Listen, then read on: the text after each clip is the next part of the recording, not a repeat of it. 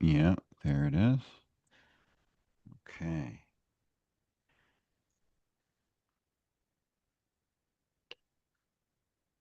Yep, it's good. Okay, excellent. Okay. All right, Charles, I'll bring you on shortly. You'll know when. It'll be after the she Oh, performs. good. So I can scratch my nose. Please do, please do. Let's get all that scratching done now. Yeah. You'll be on mute for a bit. Charles, I'll bring you on shortly. Oh, wait a minute. It'll be after. Oh, okay. Let's mute the stream. Okay, there it is.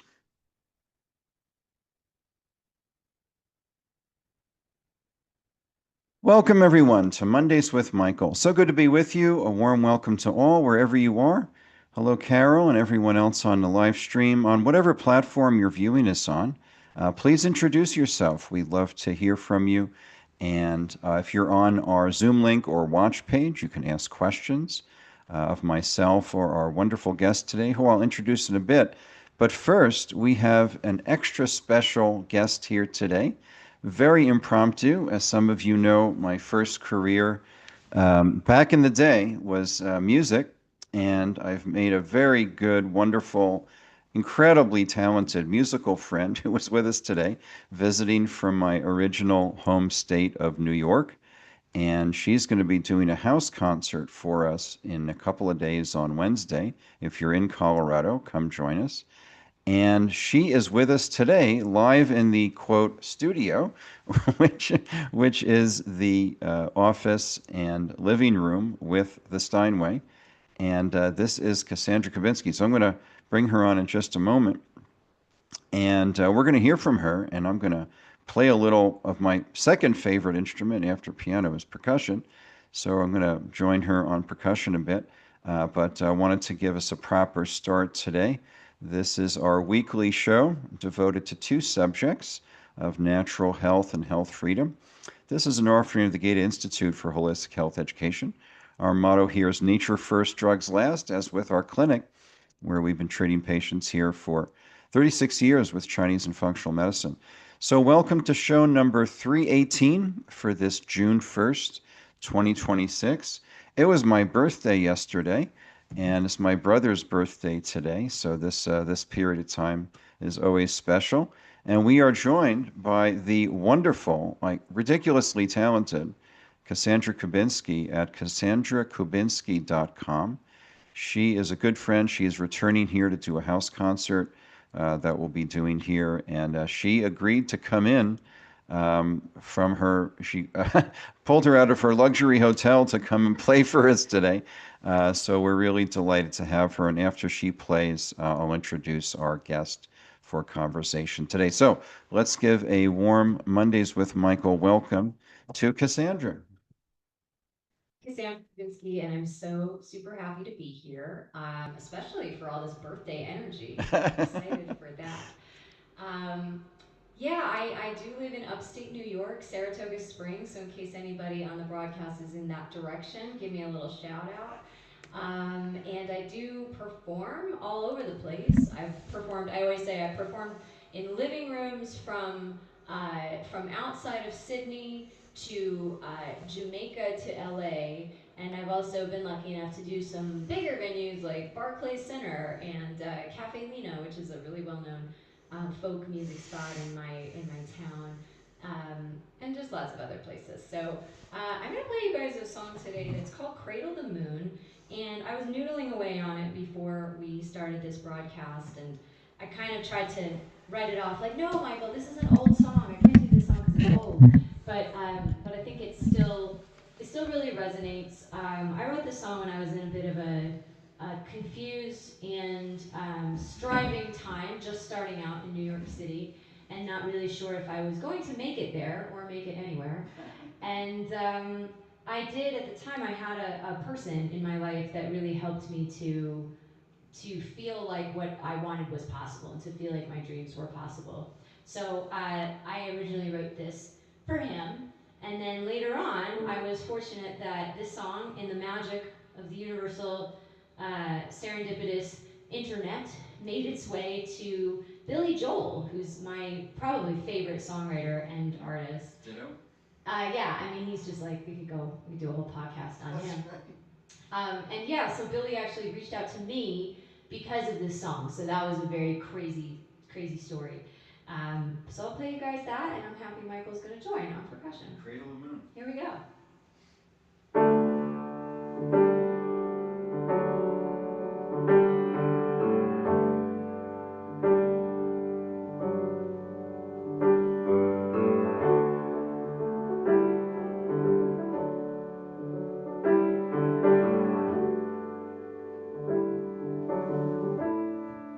It's more than a storm, my life, hurricane. It's all slipping through my hands like teardrops and rain. I passed by a church, I stood silent outside, a bus and a puddle met. I just broke down and cried,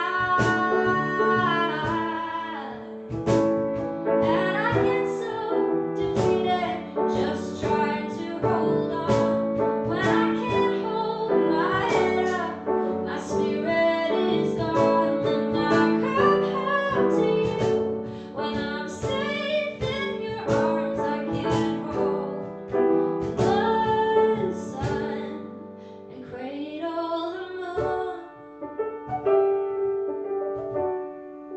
cradle the moon.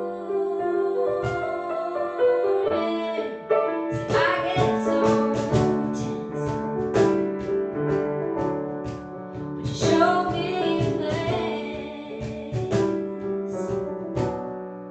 a place that I can balance out my wit and my grace, sweet grace. I am tangled in skyscrapers and stuck on the ground, and I can't hold my head up from feeling so down, and I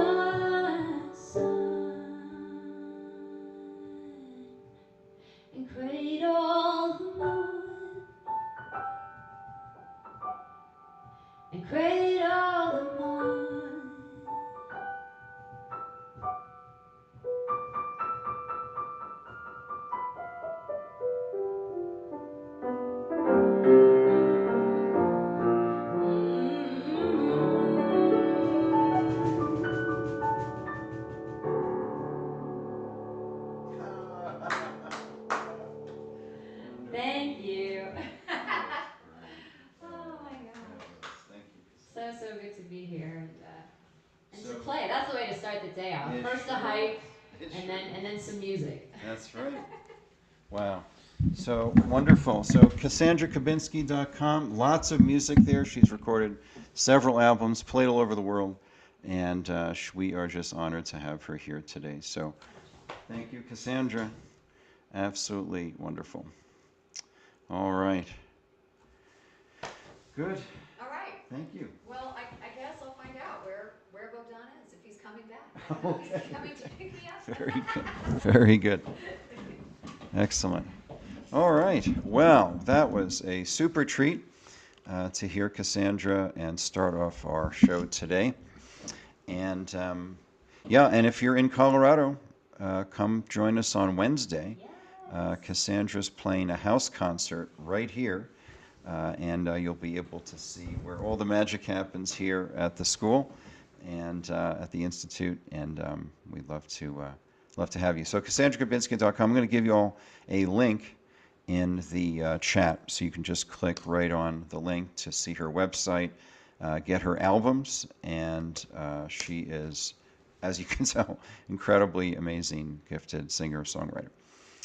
So, all right, well, that gets us to our guest today, and I'm going to introduce him now. Let me get the deck back to do that. And okay, so there's Cassandra. So just a couple of announcements before we introduce our guest today. And again, CassandraKabinski with a K.com. And we are starting a new course. We're starting a new course every month this year, which are really ambitious teaching schedule, course schedule this year. That we have an amazing team that's making all that happen. We have a new course called Decoding the Heart, Clinical Nutrition for Cardiovascular Vitality. It's a course taught by a Texas nutritionist and a graduate of our functional medicine program, Greg Mitchell, and myself. And today, June 1st, is the last day to enjoy the early bird tuition discount. And on top of that, have your Mondays with Michael attendee discount of MWM10. So please join us for Decoding the Heart starting next week, June 8th, a week from today, June 8th, for an essential subject of cardiovascular health. Cardiovascular disease is the #2 cause of death after our medical system, which is the #1 cause of death. And so it's a pretty big thing, and certainly a big thing in my family as well. So there's that, and then we are in the middle of the Headache Advantage. You can please join us for this course with Dr. Scott Frizzell and myself. You can join us mid-course and get the recordings of all the prior courses, the Headache Advantage, at michaelgaeta.com. And coming up in August, our 11th annual Love, Serve, and Succeed Practitioner Retreat and Intensive, August 26th to 30th. And for a little bit longer, we have our early bird tuition available, massive discount on our annual conference and retreat and intensive. So please join us for that. So that's that. And then I'm going to say goodbye to Sandra, and then we're going to introduce our guest today, and then off we go. Thank you. See you later. That's fun. Yes, I hope so. I hope that works out. Yeah. Yeah. But it'll be great. I know. You'll be wonderful. Thanks. People are You're- looking you're forward the to your. special. You're the special energy. Thank so. you. Why don't you bring your Venmo code? Oh, right. Yeah, I do. I have. Yeah. Okay. All right. Thanks. And stay as long as you like. Okay. Yeah, we're gonna wander around outside. But, Okay. Just call me and we'll Okay. figure it out. Sounds great. Thank you. All right. What a treat to have Cassandra here and to do a second house concert this coming Wednesday. All right. So off to today's guest. Really been looking forward to having a conversation with him. He is an amazing man I'm going to introduce to you. Just really impressed with who he is and his many accomplishments, and what he brings into the world is pretty remarkable. So we're going to hear from him today. And so this is Charles Coves coming to us from Australia, which means it's in the middle of the night there. So we're really honored that he woke up in the middle of the night to be with us today with the time zone changes and such. So he is a remarkable, and he is Australasia's passion provocateur. He is an internationally renowned speaker and executive coach, helping incredibly high performing individuals evolve even further. He is a corporate problem solver. He is the author of several books, including Passionate People Produce. And we're going to talk today about how passionate people produce great results. And I'm just going to read a little bit of his we could spend the whole hour on his bio. He's done so much. He was a successful tax attorney who left the law in 1993 to become a professional speaker, author, and corporate problem solver. He is the president of the Australia-Hungary Chamber of Commerce and Industry. Charles is trustee of the Global Energy Network Institute. He is CEO of an industrial hemp processing machinery manufacturer. He's board member of the Kids Foundation, and he's a real Renaissance man. He's a fellow musician. He plays the bass. He's also the chairman of the Australian Institute of Comedy, and you'll see why. He's just a naturally humorous guy, very witty. He is the past president of Professional Speakers Australia, which is the Australia version of the association I was part of, the National Speakers Association here in the U.S. He's authored 2 inspirational books, Passionate People Produce and Passionate Performance. He is the co-author of the 7 Heavenly Virtues of Leadership, and he created 7 steps to create great teams for the International Institute of Directors and Managers. On top of that, he has competed in triathlons for 34 years, completed 9 marathons. He played grade A amateur soccer and is the father of 5 lucky children. He's an amazing dad. As one of the world's experts on passion, he knows why passion is your unlimited source of energy and how it is linked to your ability to generate great results. So please, whatever platform you're on, let's give a warm Mondays with Michael welcome to the amazing Charles Kovess. Thank you, Charles, for being with us today, my friend. Good to see you. Thank you, Michael. I could have listened to you for hours. Well, it's easy to riff on you. You've accomplished so much and are doing so much good in the world. We appreciate your being here with us today. Wonderful to be here, and I admire your work and your commitment to health and to freedom. So I look forward to exploring what might unfold. Yeah, indeed. So, Charles, for folks who are less familiar with you and your work, how did a corporate tax attorney become a leading expert and corporate inspiration person? Well, the fault is caused by Robert Kiyosaki. Oh, okay, sure. I went to a seminar with him in New York. And before Kiyosaki, it was caused by Buckminster Fuller. Oh, wow. Amazing. And Buckminster Fuller's Dymaxion map of the world is behind my head. It's the world's most accurate flat map representation of the world. And everybody, you are misled grossly if you have a Mercator projection. That's what I've heard. Yeah. So Fuller's map we'll unpack it a bit later. But what happened was I was happily practicing my legal career, earning a lot of money. Yep. And I've got a spot of feedback from somewhere. I don't know where that's coming from, but that's okay. Let's check on that. No, it's just you and me. I'll lower my volume. Maybe that'll help. No, it's not. I don't think it'll be that. Oh, I see. It was me. Yeah, I had to change a setting. Should be good now. Okay, good. So there I was happily practicing my law career. I was head of commercial law of the 10th biggest law firm in Australia, and I attended a program with Kiyosaki called Money and You. Yes. And Money and You came about very much influenced by the work of Buckminster Fuller and Werner Erhard. Oh, Erhard's learning system, remember, through the 70s. Yes, Est. Yeah. And Money and You is still running around the world. Now, I did that program, Michael, in October Very good. Great quote, everybody. This is so, so, so important, which is the work that you're doing, Michael, Yeah, and what sorry to I'm interrupt, doing. but if you could just tell people about Fuller and this quote, that'd be great. Yes, well, Buckminster Fuller, as you can see, was born in 1895, died in 1983, was awarded 47 honorary doctorates. You never change things by fighting the Wow. existing reality. To change something, build a new model that makes the existing model obsolete. And in health terms, that's what needs to be done. We need to build a new health system. But Fuller twice failed at Harvard and was not a good student and was very Huh. short-sighted and was a short bloke, but it was awarded 47 honorary doctorates.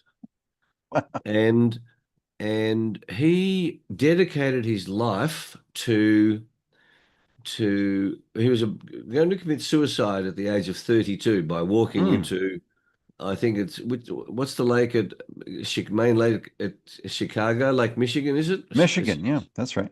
He was going to walk in there and he heard a voice that say, he said he heard a voice saying, "You don't belong to you, you belong to universe." And he Mm. didn't call it the universe. You belong to Wow. I didn't know universe. that. And Mm. it's um, such a powerful story, of what our purpose is as human beings. Mm. And so after that incident, he decided because his daughter died, he was off Mm. boozing at a football reunion with his Mm. Harvard mates, and his 4-year-old daughter died. And Yeah. he said, "I've lost money in business deals. The world would be better off if I was dead." Wow. And so then when he heard that voice, he then dedicated the rest of his life to making making the world work for everybody and not just a minority. And that's what he Mm. did. Wow. That's amazing.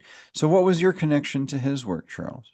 Well, Money and You is founded very much on his principles. Oh, okay. Okay. And Bucky always went on trying to discover the generalized principles of universe, Oh, okay. which is what Okay. you do in your health work, Michael. Yeah. That our bodies, is part of the universe. And so what are the principles that apply to our health, for example? And Bucky discovered a very, very important uh, principle, and it was the foundational difference between rich and poor countries. Hmm. So, what makes the difference between rich and poor countries? Oh, and Charles, can I interject for 1 minute? Just hold that Mm, thought. I lived in a community here in Colorado called Sunrise Ranch, which is still there. It's the oldest intentional community in the country, there's the and dome. this is the second geodesic dome ever made, and the first other than what Bucky built himself. So you can see different views of it here. It's a 5,000 square foot auditorium, and let me see if I can get a better view of it here. Yeah, so you can see the inside, Yeah. and there's a Steinway piano, same one I have here. They have there, and this is what it looks like from the outside. And this is all Bucky's design, these interlocking triangles. So I Yeah. got to live for 2 years in this community and spend quite a bit of time in this beautiful dome. And I believe he had some connection to it, but it was anyway. It was inspired very much so by his design. Well, no, he invented the geodesic dome, Yes, yes. and so the whole purpose of the geodesic dome was to use materials efficiently. That's how the universe works. Oh, okay. So the geodesic dome it's the most efficient use of materials to Hmm. enclose space. Hmm. And so I was inspired by Bucky, and Bucky said, "What's the difference between rich and poor countries?" The answer is one word: electricity. Yes, energy for sure. And then he discovered that through the World Game. He developed the World Game, and everybody can learn about Fuller at the Buckminster Fuller Institute. Hmm. It's still running in the US, and Bucky said that many of his ideas would not be adopted broadly until 50 years after his death, which, Michael, is Oh, only 7 years from now. wow. Oh boy. That's So, amazing. so well done on putting that into the chat, the Buckminster Fuller Institute. So look at what's happening on the planet now. Oh, so there's another important issue that electricity availability pushes GDP up. That's the difference. If you've Yes. got affordable, available electricity, GDP goes up. Guess what comes down when GDP goes up? Birth rates. Oh, Massive correlation between reducing birth rates and increasing energy. really? Yeah. I Stunning, didn't know that. stunning, stunning, stunning. I And didn't so know that. Bucky said, don't worry, when we get electricity everywhere, Right? then the birth rates will naturally come down, which they are. You know, it's a lie that we're heading anywhere near 11 billion.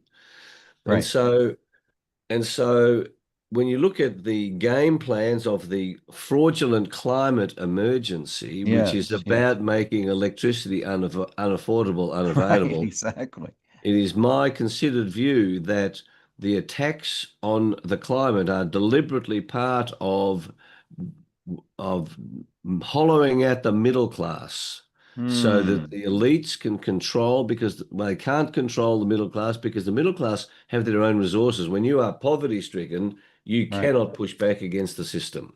Right. And Bucky was all about the liberation, the freedom of Hmm. people to live their lives on their terms. And he was such a wonderful, wonderful man. Hmm. And most people don't know about him. And that's another reinforcer, if you like, of the conspiracy of silence that surrounds his genius. But I'm so impressed Hmm. that you've been in that auditorium and lived there, Michael. And geodesic domes, I've got friends who built them here in Australia, live in them. They are Right. a wonderful place to live. Oh, wow. That's great. And so Money and You. So then I go to this Money and You course, and I'd heard about Bucky because my dad was pretty wise. And then Yes. after that weekend course, I then did business school in Hawaii with Oh. Kiyosaki and 150 others. Hmm. And that was on the 28th of May in 1983. I went off to Oh, Hawaii. wow. There I was a lawyer. And Wow. after 2 weeks, I came back and decided, no, I'm changing career. I'm going to become a passion provocateur. Oh, wow. Now, why was I going to become a passion provocateur?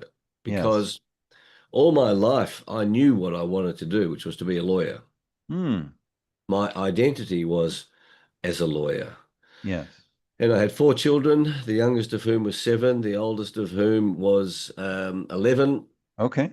what 12, and at that conference, at that 2-week business school, Yes. with Kiyosaki, with Keith Cunningham, negotiated with Amy Edmondson, who was Bucky's one of Bucky's collaborators, originally a student. I've got Amy Edmondson's book here about Bucky. Oh, okay. Um, there were 150 people there who paid a lot of money to be there Right. in Kona on the big island at Oh, Hawaii, okay. and most of them did not know what they were passionate about. And I decided that what the world needs now is love. Similar. No, what the Hmm. world needs now is more passion. Hmm. And my proposition was that the world would be a better place if more people were understood what they were passionate about Right. and were pursuing their passion. So I Hmm. went, and you had to make a promise that you wouldn't do anything radical for 7 days. Well, I got back to Melbourne the day after I ended my legal degree, my law career, and started Right. my passion career. Wow. That's amazing. And that was back in 93. So that was a pretty courageous move. Like you had a 33 years ago today, yeah, happy birthday for yesterday, by the way. thank I you. arrived in Hawaii on the 28th of May, and we're now on the 1st of June. So it was on the 1st of Wow. June, 2nd of June, that Oh, I was in the course. oh. Wow. Now that's something, Charles. I know it was some time ago, but you've created a life that's pretty different than the well-worn path of the, corporate attorney. Yes, it's it's amazing what Bucky, what how life, where life takes us. And one of the things Mm, to really understand, it's like um, the precessional effect. yes. The precessional. Have you heard that word before? Pre-sessional. Precessional. Well, when I was a church organist, we did processional music. That's true. But you But change the O to an E, and yes. precession is the 90-degree impact of whatever you're doing. Oh, okay. So the drop the Okay. pebble in the pond, the ripples are the precessional Yes. effect. And Yes. so you don't know, and I don't know the precessional effect of this conversation that we're having. Hmm. We don't know the precessional effect of all of the events that I run. I don't know the precessional effect of me pursuing. So here I am pursuing law, then I go and change direction Right. because of something that impacted on me in the state of mind that I was at. And if when I'm coaching people, I say, if everything that's happened to you was actually created by your soul, what would the Right. purpose be of what your life is? Oh, okay. Looking Okay. backwards. Yep. And Bucky always said, and it's worth looking up precessional effect. He's got some great quotes. In fact, you might find a website just to inspire people, Michael, of quotes by Buckminster Fuller. There's some wonderful websites. Oh, great. And if you bring them up on the screen, you'll be so excited by them. I reckon I've got about 13 Love books to. by and about Fuller. And it's still remarkable to me how few people have heard of him. Yeah, I've been quoting him for a while, but I just knew very superficial something about him. It's quite remarkable. We have some quotes here. Oh, right, here's the here we've got and we've got the link here in the chat. They are just, Dare to be naive. yeah. Uh, Just go slowly. yeah, sure, Go sure. just. I live on Earth at present, and I don't know what I am. Just stop Right? there. I know that I am not a category. I am not a thing, a noun. I seem to be a verb, an Mm. evolutionary process, an integral function of the universe. Wow. I seem to be a verb. Wow. An evolutionary process. Mm. Now, interestingly, at that point when he did that quote, he talked about that universe, but his last book, Critical Path, he talked about universe. Oh. So that's an interesting concept. And then the next quote, there is nothing in a caterpillar that tells you it's going to be a butterfly. Hmm. There's nothing in Cassandra Kubinski, magnificent singer, songwriter, pianist, that when she was born, that she was going to become a Right. Right. a performer. Yes. And then human beings always do the most intelligent thing after they've tried every stupid alternative and none of them have worked. When I'm working on a problem, I never think about beauty, but when I've finished, if the solution is not beautiful, I know it is wrong. Isn't that Wow. magnificent? Wow. That's amazing. Mm. Hmm. Come back up. Just go back. Oh, sure. The quote just it starts with "Never forget." Oh, yeah. That's this quote. I love this quote. This we talked about this at business school. Never forget that you are one of a kind. Never forget that if there weren't any need for you in all your uniqueness to be on this earth, you wouldn't be here in the first place. And never forget, Hmm. no Hmm. matter how overwhelming life's challenges and problems seem to be, that one person can make a difference in the world. In fact, it is always because of one person that all the changes that matter in the world come about. So be that one person. Hmm. And Wow. as Cassandra was singing her song, she kept saying, hold on, holding on, holding Yes. on. That's Yes. what Bucky said. You know, Hmm. you are meant to be here. Hmm. Keep coming, scrolling down. This is so important information, Michael, Hmm. these quotes. And Yes. I've got behind me up here on my wall, I've got a Yes. picture of Bucky and it says, man is designed to be an extraordinary success. This one just Oh, up, this one just up there. wow.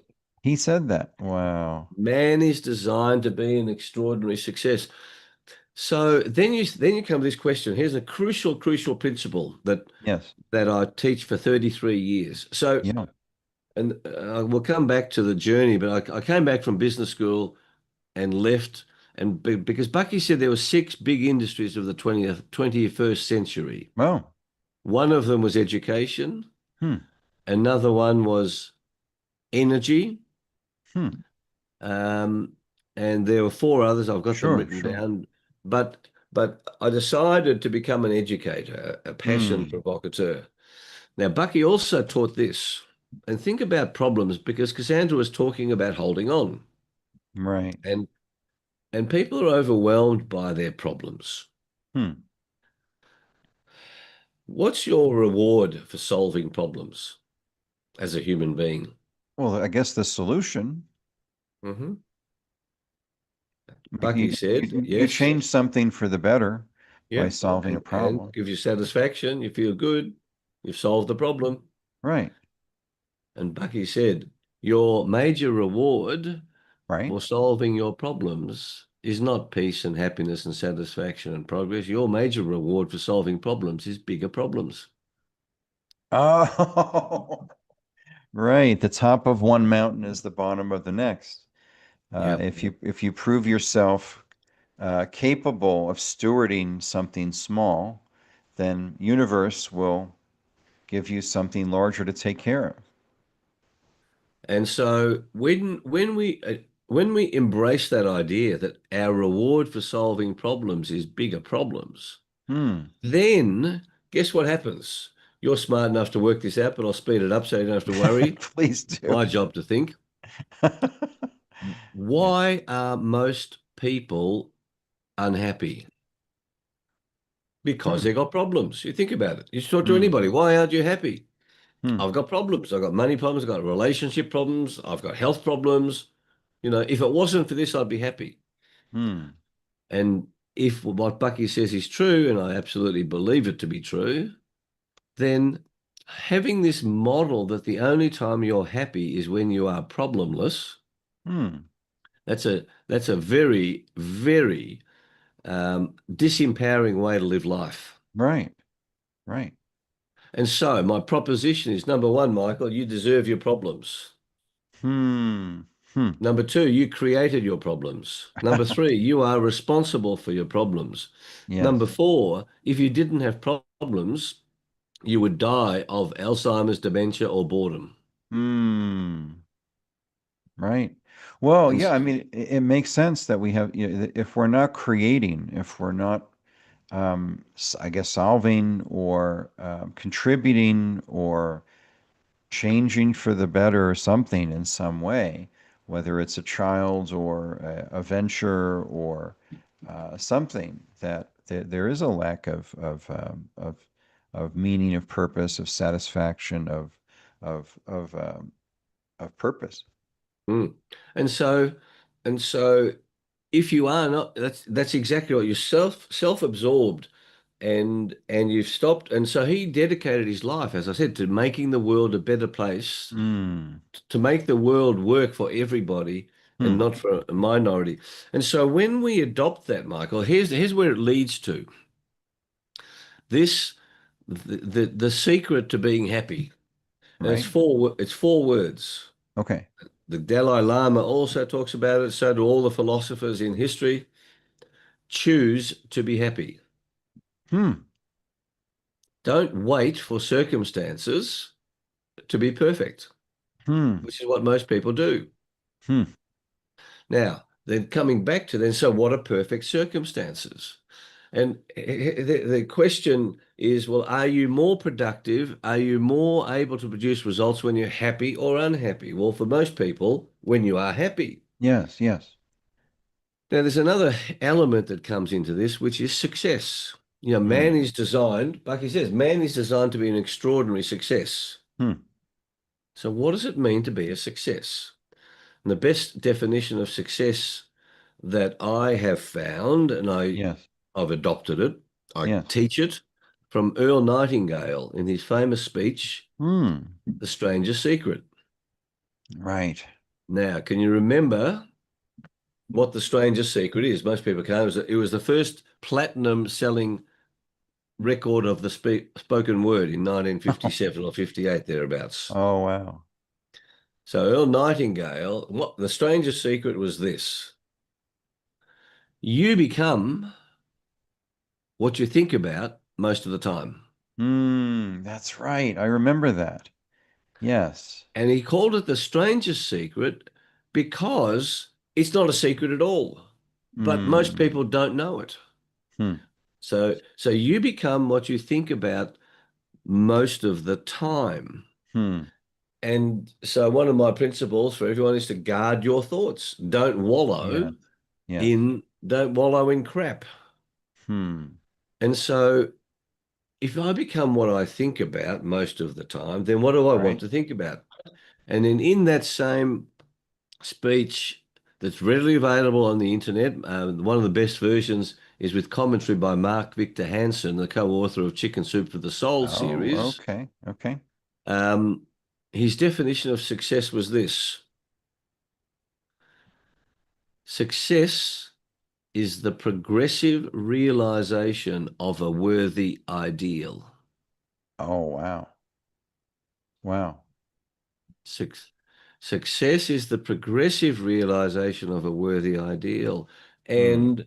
And if your worthy ideal is to eradicate poverty on the planet, you don't have to eradicate poverty to be successful. You just have to progressively realize it. And what makes a worthy ideal? A worthy ideal is whatever you think is worthy. Hmm. In Hmm. your own knowledge, you say, look at your own life. That's why I stopped being a lawyer to become a Hmm. passion provocateur. What's a worthy ideal? A worthy ideal is the world full of passionate people. Hmm. So I wanted to ask you about that, Charles, because there's an idea going around that don't do what you love, do what you're good at, and because your innate talents will be the thing that you can be most creative at. First of all, is that at odds with the passionate people produce results? Is it just the person, regardless of what they're doing, is going to produce results? Does there need to be some consideration of what are my innate talents and what I'm good at? Um, and how does that relate to the do what you love idea? Well, that depends on the people who promulgate that proposition, don't do what you love. I think that's a psychological operation, another psyop. Oh, I think it's okay. total bullshit. Very good. Very good. So yeah, please expand on that because there's some relationship between what we're good at, what we love to do, what we passionately engage with. If you could just explore that with us, that would Well, be here we have one of the people who are watching us live, Michael, is Julie Tasker, whose slogan is love. yes. Now, in the way the world runs at present in the Western world, do you think the Western world is one that promotes the value of love? Hmm. I don't think it is. And it pays lip service to love. Julie Tasker, welcome, lovely to see you. But, so we live in a psychological operation that is not focused on love. Love is spiritual. The Hmm. whole Western system is to deny spirituality, is to Hmm. deny education of spirituality. And Hmm. so people who are coming out here, don't do what you love, don't do what you love, do what you're good at. Well, I tell you what I'm good at doing. I'm good at sitting on a couch drinking beer and watching football. And when we come from love, because love comes from your soul. So coming one Yes. step back, psychologists say there are two driving emotions, even the words become very difficult. Broadly, two emotions that drive us. One is love, one is fear. And the opposite of love Yes. is not Yes. hate, but fear. Now, as human beings, we are made up of mind, body, and soul, mind, body, and spirit. Soul and spirit and heart I use interchangeably. I note you're doing a course on decoding the heart. Very good. So mind, body, spirit. Now, love comes from the spirit, the soul. Where does fear come from? The answer is from the mind. When we Oh. are born, we're only born with two fears: fear of loud noises, fear of falling. All other fears we learn through Huh. our indoctrination by our parents. Hmm. And so here you are in a spectrum of Right. living your life between love and fear. And Hmm. here's the rule. Love expands you, it grows, it inspires you. Fear shrinks you, depresses you, Yes. minimizes you. You contract. You contract. And Bucky said you are either expanding or contracting. You are not stationary. You are not static. You are a verb. Hmm. So what are Hmm. you becoming? Are you shrinking or expanding? And Oh, when you come from love, you yes. expand. When you come from fear, you shrink. Hmm. Do what you love. Now, there's another issue here that people, the website is charlescovest.com. I've gone from Oh, covest.com to oh, sorry. charlescovest.com. Okay, good. Thanks for That's letting all me right. know. So, this question of of pursuing your passion. Yes. Now, I'm 73. I work 70 hours a week. I'm sure you do as well, Michael. Hmm. And most people, there's a lovely principle that I've picked up on. We'll pick up. That's why we're having this conversation because Yeah, please. who knows where it goes. The principle is this: earn, you earn a living, earn survival money by working 40 hours a week. Hmm. You make progress when you work more than 40 hours a week. Oh, okay. Now, if I'm working in a bar 40 hours a week, then if I want to pursue my passion project, Yes. I've got another 30 hours a week to pursue that. And if I Oh, need to earn money to survive while I'm doing what I love, good, yes. Yes. do that. Best example of that is Olympic athletes and all the world, all the footballers coming to play in the World Cup in America this Yes. month. Okay, they've they to become a footballer who comes to the World Cup, you've dedicated so much time to football without Right. knowing you would ever make money out of it, but you Right. did it because you love it. Now you're earning $10 million a year for being a top footballer. Right. Right. But while you were playing that football, you were doing other things to earn survival money. And my Right. proposition to you is you are meant to do what you love. And if you need money to support you, that's like doing the training that you do to be able to get to the Olympics. And never Hmm. begrudge the training because you will never get any good without going through blood, sweat, and tears. And I've got a Yes. quote I'll share with you in a moment that Please. Yeah. that this mad idea that you're not supposed to struggle. Hmm. Hmm. The proposition put by the West, the proposition put in a psychological operation is this: the good life is Right. the easy life. Oh, That also is bullshit. yes. Yes. Best way to test that when I'm doing a seminar and take when you're doing your event at Loveland in Colorado, have that conversation, get people, I'm sure you do, to think about what I'll get you to do it. If I were to take you through a guided meditation on your life, Hmm. on your ups and the downs, and we took it through a 10-15 minute process and just review your whole life and then write down the three, anyone watching this, I urge you to do this.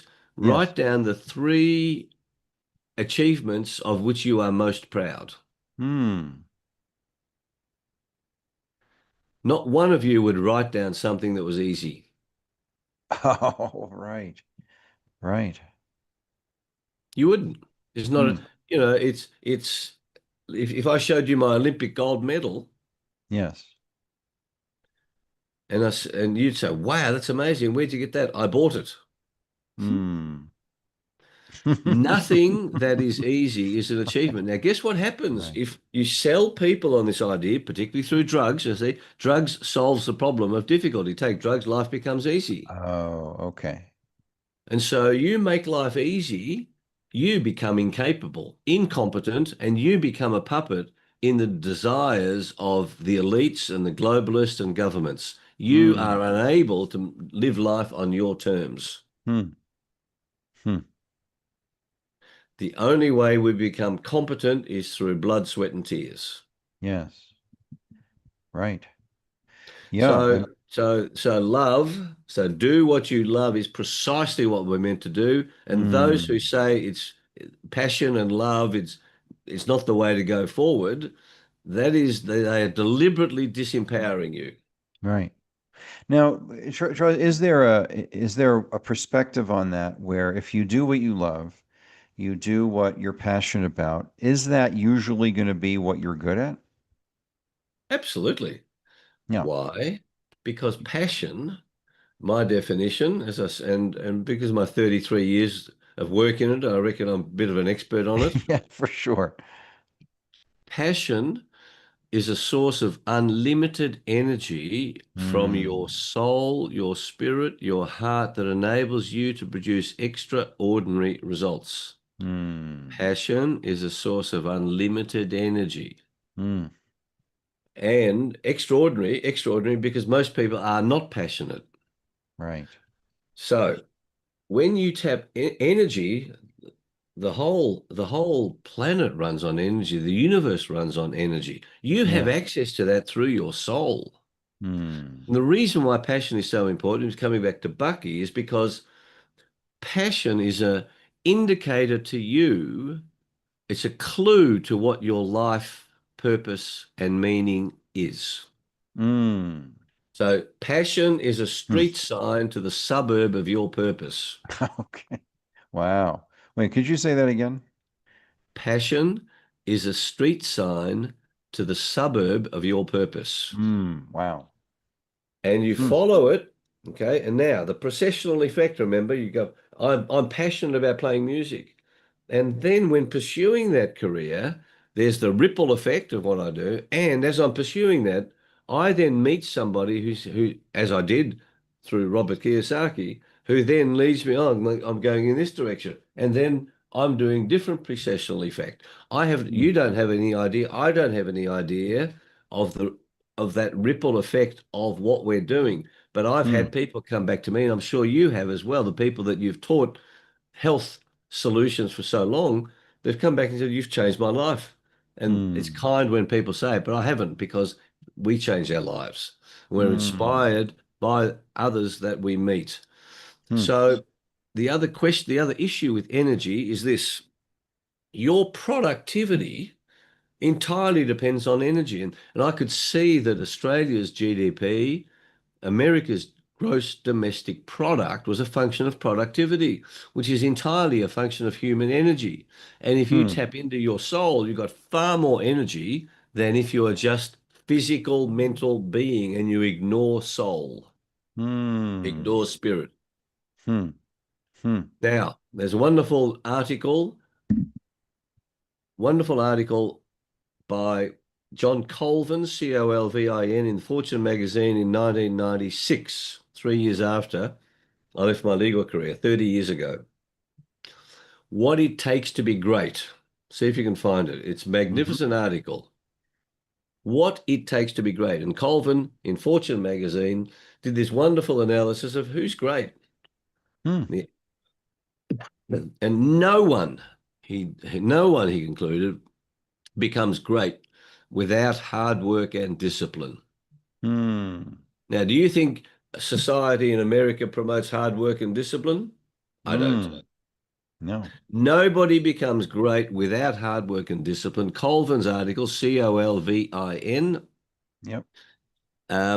without years of hard work and discipline. And that's why these people promoting this idea that no, don't do what you love because it's all too difficult.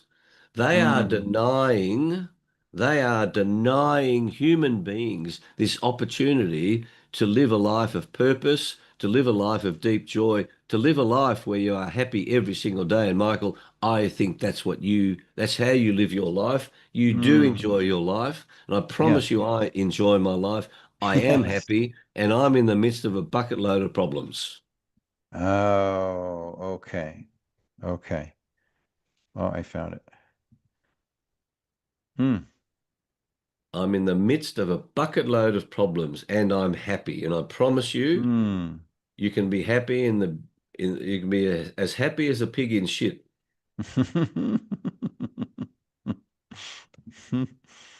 Huh. So these are okay. So then the question comes, how does one find um, the thing that they're meant to do, that they're passionate about? That's probably something that relates to what they're good at. And how do you find it? And how do you know if you have found Well, um, the you know you found it because you've got unlimited energy. it? Mm, okay. Okay. It's as easy as that. Huh. The steps to take it though, Yes. that's why I wrote my book. Passionate People Produce was published by Hay House, and Hmm. it's been had 4 editions of it, and it was first published in 1996. And quite frankly, I've got 2 other books that I've written. I've yet to get around to publishing, but Hmm. I'm very happy with the messages that I shared in that book almost 30 years ago because they still apply. And and how you find your passion, it's a function of clues, it's a function of work, it's a function of how do you find your life partner. Hmm. Life gives you clues, so you have to make this decision. I want to find Right. my passion. First of all, Yes. you have to make that decision, and my job is to provoke people to live life with passion. So, okay, I Hmm. want to discover my passion.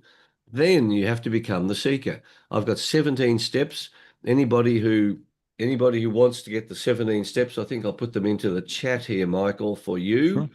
Sure. Um, I'll put that in the chat in a moment. 17 steps to discover your passion. In fact, I could probably Okay. bring it up on the screen here, that no, I don't need to do that. There's a clear 17 steps that I recommend that you take to look at the clues. That's very good. That's my website, charlescoves.com. In fact, you can probably download my manifesto there, and I must check if I've got the 17 steps. If not, I'll add Sure. the 17 steps to the website. Okay. The 17 steps are really the essence of the book. Um, the 17 steps will give you clues, and then you can decide in your life whether you you want to go down this direction or this direction. Now, guess what the problem is? People Hmm. say, I can't choose. Well, what's the No. worst? What's the worst thing?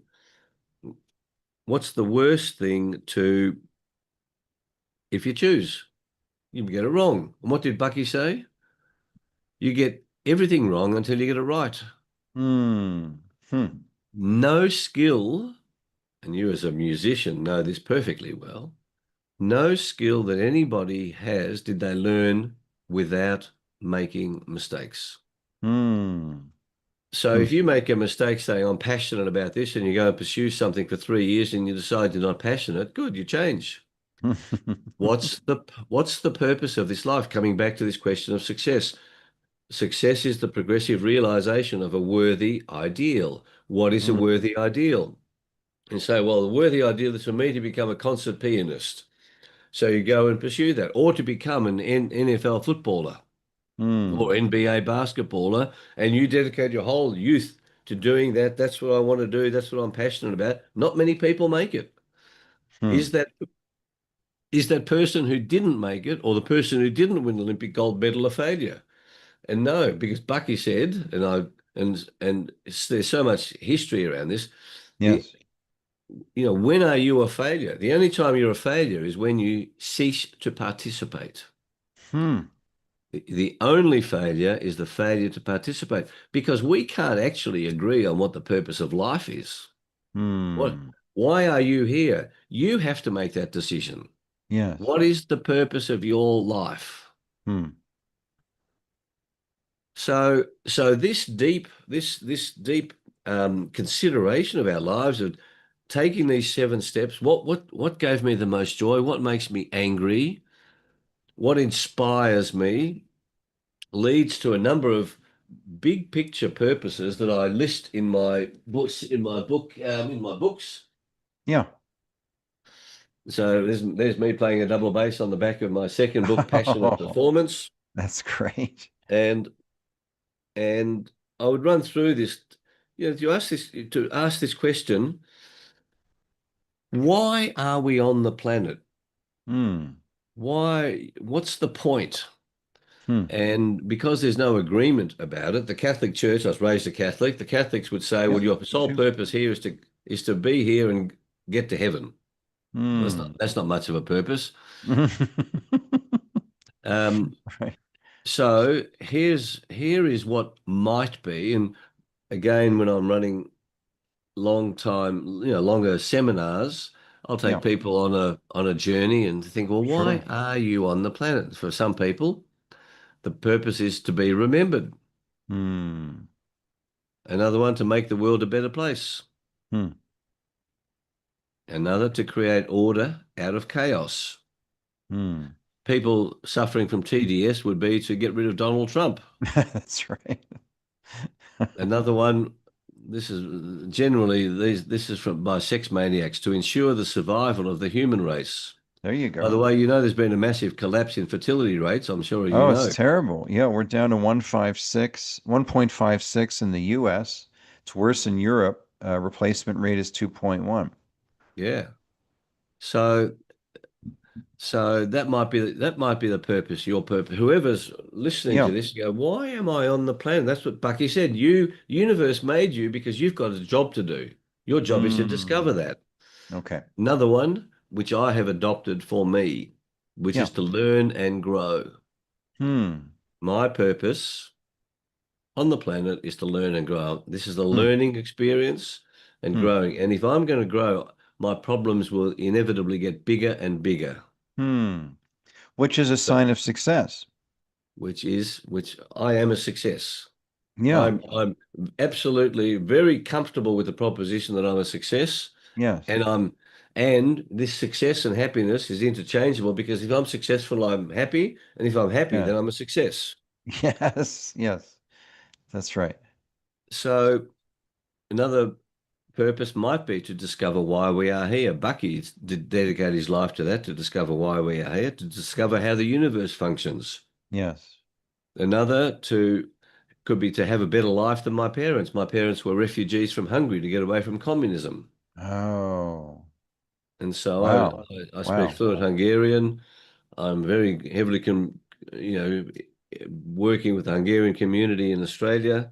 Yes. And, my parents had to leave the country that they loved, couldn't speak Hmm. English, come to Australia to get away for freedom. Note, Hmm. all right, because getting away Oh. from communism was all about freedom. Right. Um, Next one would be to eliminate pedophilia. Hmm. That's a good thing. Next one, to understand myself, to make a contribution. And here's another one, to become all that I am capable of becoming. Hmm. And so if I were to adopt that as a purpose, then Right. all of my life I'd be a learning, growing machine to become all Yes. that I'm capable of becoming. Yes. Not of achieving great wealth, not of a richness, becoming rich. Because that's the model that we're told, that the the best life is to be rich. Bucky said this. He said, if you are on track, Right. the universe, right in the knickers of time, will come and solve your problem at a particular time. And that's what he found. He created a chrono file of his whole life Hmm. that showed right when he was in the depths of despair, something would happen. And you just keep Yes. going on and on. And this beautiful. Well done for finding these. These are such great quotes, aren't they? Look at this. They're Such incredible. beautiful messages. Bucky also said, when you put that, look in that quote on pollution, pollution is nothing but the resources we are not harvesting. Oh, wow. We Wow. allow them to disperse because we've been ignorant of their value. Huh. Love is metaphysical gravity. Mm, Mm. mm. And And this is what you're talking about, Charles. I'm not a genius. I'm just a tremendous bundle of experience. that's it. Mm. And he denied that he was a genius, but he never slept more than 4 hours at a time. So I got to bed at 10:30 last night, and I got up at 2:30 this morning to be with you. Oh, wow. Bucky only slept when he felt like sleeping. Huh. So this question, Bucky also said this question. When you say I'm going to throw something out, Right. where is out? Oh, okay. There is no out. Right. It's still part of Spaceship Earth. Yes. So he wrote the book Operating Manual for Spaceship Earth. Mm. So he loved humanity, and I work for humanity, and I think the work that I'm doing, I think, is good for humanity. I think Mm. inspiring everyone to understand that they do have a purpose, understand that their passion is a clue to that purpose, and Yes. to understand that everything we do has a consequence. Hmm. And I learned a wonderful principle. I recommend it. It's another tool that can be used very well. And let's go back to this question of the thing that seems to drive most people, which is Right. money. You know, this Yes. idea that I can't survive without money. Right. Just imagine winning $50 million, Michael. Yeah. $50 million. Most people say if I won a lottery, all my problems would be over. Mm. What would be the problems if you were to win $50 million tomorrow? What would be the drawbacks that flow from you suddenly finding a win of $50 million in your bank account? Do you think you would have no more problems? Well, you have different problems, I think, but it would solve some and probably create others. What I found, and looking at the stats on folks who've won the lottery, they within a few years will be back right where they started, and usually less happy because they haven't had, and this is what Kiyosaki is huge on. They haven't had a financial education to know what to do if they were given, or earned or came into some significant wealth. They didn't have the financial education, literacy mindset to use that creatively. And if as the Bible would say, if you put new wine in an old wineskin, that's not going to go so well. Well, very good. Well done. I have a list of 28 drawbacks Okay. of winning a large sum of money. Okay. And I'll give you a second example. Yeah. When I speak about being a father of 5 children, Yeah. I Well speak to done. mothers and I say, what's the greatest achievement of your life? Becoming a mother, they say. Oh, good. Right. Are there any drawbacks to being a parent? Hmm. So here's the rule. This is a very powerful rule. Okay. You cannot take a course of action that does not have benefits and drawbacks. Hmm. It is not possible for you to choose a course of action that does not have benefits and drawbacks. Right. Everything has a price. Everything has a price. And this idea that no, pursuing what you love is a crazy thing to do. Do what you're good at. Yeah, but what you're good at might not give you that depth of purpose and meaning, even though you're good Mm. at it. Hmm. I know plenty of people who are good at law, but they hate it. What does that do to Oh, what does okay. that do to their soul? I I know see. people who are charging $25,000 a day as lawyers, top lawyers in Australia. I was at law Yep. school with them. Hmm. And I was amongst the top lawyers in Australia, Hmm. and they're good at it, but they hate it. Oh, okay. What sort of life is that? Hmm. And so coming back to this question, we're saying that passion is the source of energy. Yes. If you have energy and you are feeling like you are on track, Yes. what you're doing has meaning, it makes sense. Tony Robbins says we are happy when we feel we are progressing. You are Yes. progressing towards a worthy ideal, and each one of us is the arbiter of what is worthy. Hmm. That that is a magnificent way to live life, and whatever choice I make will have benefits and drawbacks. If I Yes. choose to go to the football and drink beer all day and get totally drunk, that's very enjoyable, but I pay a price for that. Right. Right. Right. And this idea that I can have that imagine like literally imagine this. In fact, I read an article yesterday on Elon Musk who's Right. promoting UBI, universal basic income. He's turning He into a did? Marxist socialist. Yeah, He did? yeah, That's crazy. correct. And he says, we're going to have That's robots and socialism. AI, and you'll be able to sit at home on your bum and do nothing. And what a Oh wonderful no. world that would be. Wow, Wow. That's messed up. that's messed up. Wow. That's surprising. Wow. Hmm. I mean, So he's a coming very back to, hardworking guy. he is. And then you start to, then I asked the question, why would he be sharing, why would he be saying a message like that? Right. And it seems to me because he wants to be popular rather than speaking truth, because that's a popular Oh. idea. Oh, right. Especially among young people who think socialism's great. And who also think that socialism is social media. Oh, okay. Okay. Hmm. Now, coming back to this question of a future, number one, the world's population is actually dropping. Every It is. single OECD country, the 24 members of the OECD, all their population is dropping, as you say, less Yes. than Yeah. 2.1 birth rate. Yep. Yeah, Australia's 164. Yeah. And what's Hungary? Because Hungary, interestingly, Hungary. put in put in tax incentives. So if you had three or more children as a mother, you pay no income tax for the rest of your life. Hmm. Wow, that's awesome. Yeah, I think that's helping. I don't know the trends, but I think when I last looked at this, Hungary was improving. It is. It is improving. And so this I 1.5. good. It was way down to 1.1, 1.2. So it's had Yep. significant Yep. improvement. That's And great. Europe, the EU generally is about 1.2, 1.3. It is 116. There you are. So, this idea that we're going to explode with people and therefore we've got to limit and we've got to practice eugenics and kill Right. people who are not useful is a total, Like Canada. again, Yep. Yep. Canada, great point.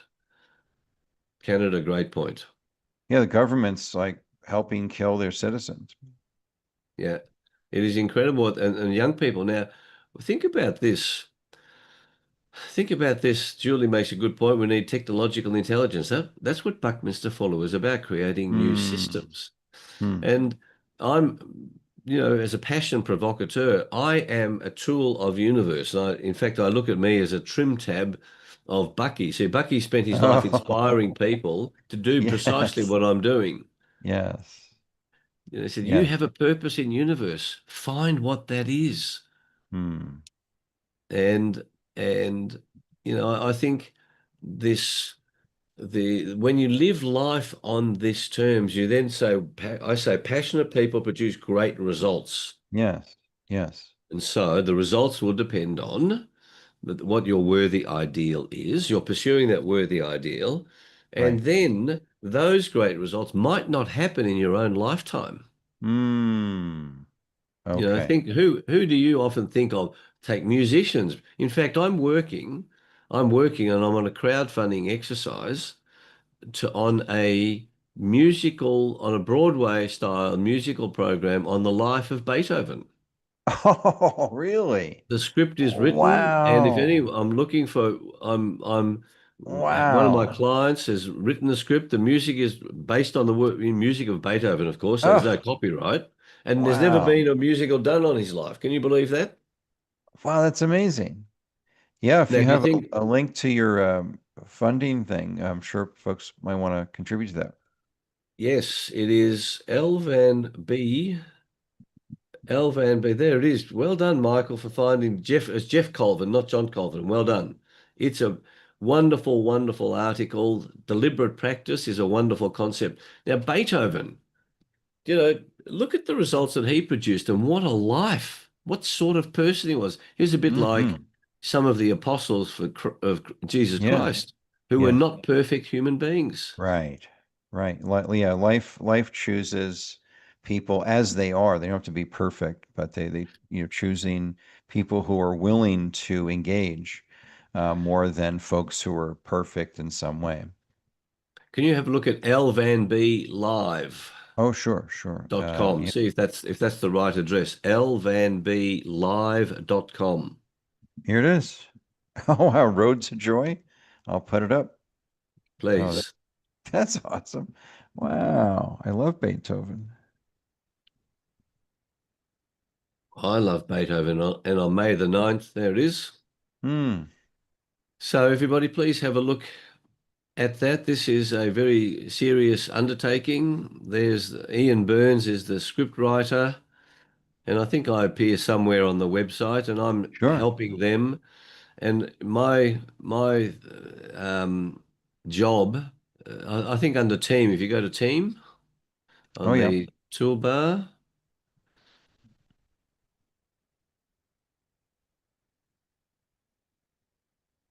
There he is.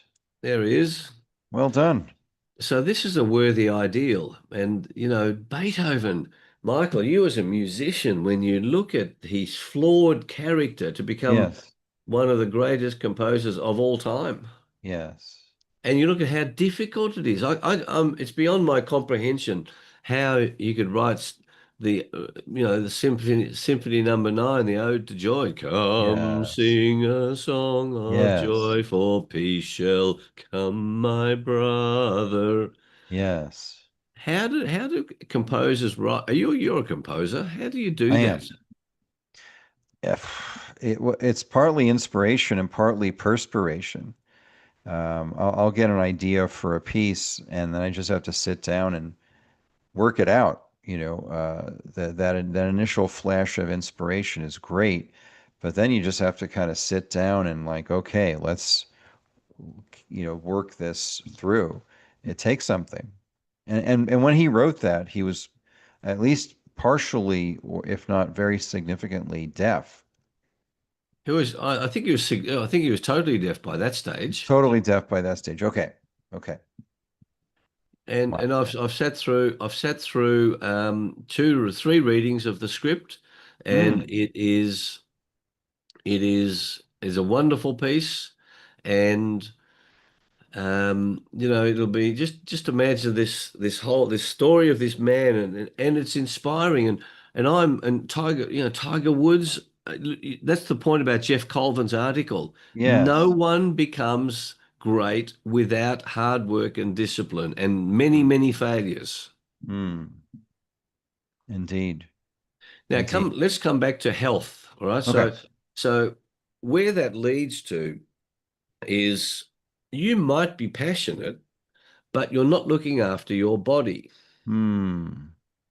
So my definition of health, my definition of health is that it is the unique optimal balance of mental, physical, and spiritual elements for each person. Hmm. Okay. The unique optimal balance for you of mental, physical, and spiritual elements. Yes. Now, if we're healthy, and so if I'm mentally unwell, I wouldn't call myself healthy. If I'm Right. spiritually unwell, Yes. and so what the way the way to have a life where we're paying attention to those 3 is to have goals in those 3 areas, to have mental Hmm. goals, physical Hmm. goals, Hmm. spiritual goals, Yes. to have mental, physical, and spiritual rules of engagement, to have mental, physical, and spiritual disciplines. Yes. And so when I'm looking after all 3, what happens, the payoff is unlimited energy. Hmm. I Hmm. cannot be great if I'm unhealthy. Right. Sorry. It makes it much more difficult Right. to achieve great results Yes. if I am unhealthy. Right. And I knew for whatever reason, when I was 13 back in 1965, I I went to a naturopath. There were only two in Melbourne at the time, and you're a Oh. naturopathic expert. Only Oh. two. And I've never been to hospital for being unwell. I don't have a doctor. I don't have a regular doctor. I have advisors like you that I could ring up and say, "What do you think I should do?" Sure. But I don't have I don't have I don't have need for I need some insights into how my body works Yes. and health, being healthy, of understanding this mind, body, spirit, then gives me freedom, Hmm. to pursue my purpose, to pursue my passion. Because Hmm. if I'm spending time in hospital or I'm at home and I'm low on energy, I'm unwell, I'm not Yes. making much progress. Yes. And I want to inspire, I really want to provoke, I'm a passion provocateur. I want to Yes. provoke people to wake up the value of discipline. Hmm. Most people aren't disciplined in Australia and America. Overwhelming, the majority of people are overweight or obese in both of our countries. Yep. Teenagers in Australia are overweight and obese, Hmm. and and KFC, that stands for keep feeding children. Okay. So Charles, how do you define discipline for yourself? Like how would a person know if they were disciplined or not? Discipline is doing what you know you should be doing, regardless of whether you feel like doing it. Okay. And most people know what they should be doing. Right.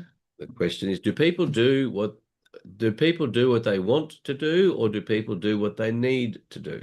The answer is Mhm. they do what they want. Yes. Yes. So this question of discipline, Michael, I don't, again, coming back to the article on becoming great, hard work and discipline. Hmm. Here's the paradox. Discipline leads to freedom. Hmm.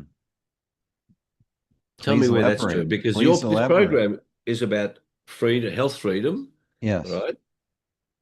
Why is that true that discipline leads to freedom? It's the contrary of what it would seem to be. The discipline means you're not free. Yeah. Oh, is that a Dis question? discipline, Yes. why might it be true that discipline leads to freedom? Well, if you do the difficult thing, then you have, well, there's two ways to look at it. One is if you're in a place of, it's not really a choice, it's more of a compulsion. This is what I need to be doing. Then there's freedom in that. It's the freedom of no choices in a sense. It's not a choice, it's a compulsion. This is what I need to do to honor my passion or creativity, the thing I'm building towards. There's freedom in that because there's not loads of options. This is the path Mm. towards that greater Secondly, good, if you are disciplined on health right? matters, what freedom does it give you? You can move. You have freedom Yes. of movement. You're not Yes. locked up. You're hardly free if you're in a hospital bed. Right. Thirdly, That's if you that's right. have resources, you are free to make different decisions. If you've got Mm. money in a bank, you can get onto a plane and come to Colorado for the house concert with Cassandra. Mm. That that I could be in Colorado in 20 hours from now. I could come to the concert. That's right. That's right. We love to have you. And that and that and if I and by being disciplined in my work and being Right? disciplined in the way I handle money, Right? then then I have the freedom that flows from that. If I'm Mm. disciplined in my studies when I'm at school, it Right? gives me freedom for greater choices to go, what course do I want to do? What do I want to do with my life? Yes. Now, that's going to be the other interesting question for the youth. And So it's a this real you're problem. talking about delayed gratification in a sense. If I I do the am. difficult thing now, I can have ease later on. That's correct. That's correct. And there's a great quote from Dan Kennedy. I'm a big fan of Dan Kennedy. Oh, sure. I have this mouse pad here. It's this, and this applies to you, Michael. Yep.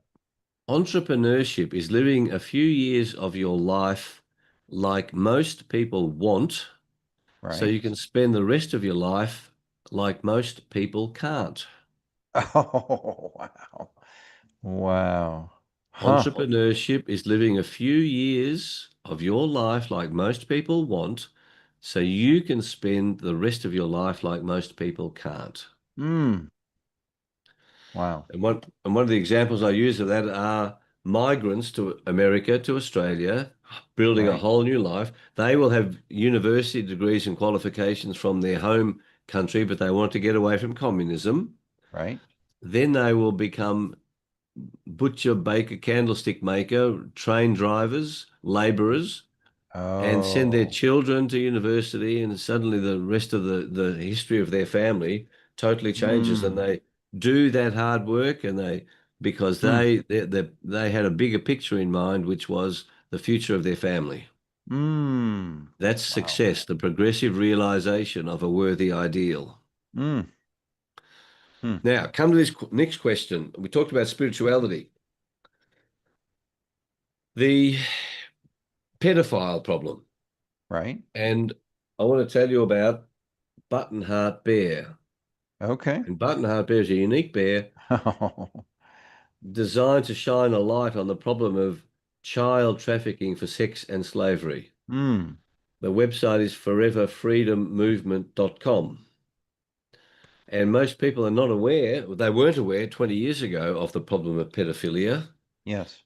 And now with the Epstein files and with this light that's being shone Yes. on this problem of trafficking of children, it is a horrendous global problem. I don't understand. We just had a survivor on the show less than a month ago.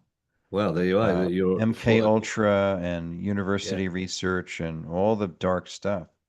that's it. Okay, so please have a look at that website. It is designed to shine a light. Now, who was your guest, Michael? Please get people to look at that interview. Oh yeah, she's remarkable. I'll give you the Was it link Kathy right here. O'Brien? Kathy O'Brien? Kathy O'Brien is going to be on the show soon. Oh, I just wonderful. got connected with her. She's amazing.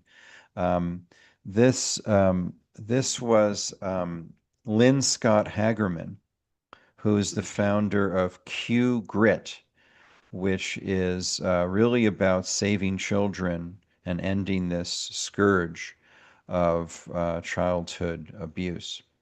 But There you I'll are. There's give Dan folks. Kennedy. Look at that. There he You, is. Yeah, I got some quotes from Dan. yeah. But yeah, Lynn Scott Hagerman is incredible. She's survived these, I mean, just horrendous things in her younger Mm. years. And now, she has a corporate consulting, she's an HR consultant. And it's just what you were saying before, that attends to her worldly needs as an HR expert, and that allows her to pursue her passion, which That's isn't it. necessarily an income thing, but it's what she knows she's here to do, which is to save children. Her And HR work is the fuel that enables her oh, to pursue her passion. oh, that's a great way to put it. Yep, Now, on top of that pedophile problem, yep. look, this is in the Murdoch press in Australia. Look at that. Can you read that headline? Oh, oh, look at that. Huh. Video games. Now, I've never played a video game in my life. The Okay. the You're pedophiles too busy. are grooming young people on those platforms. Have you played those games?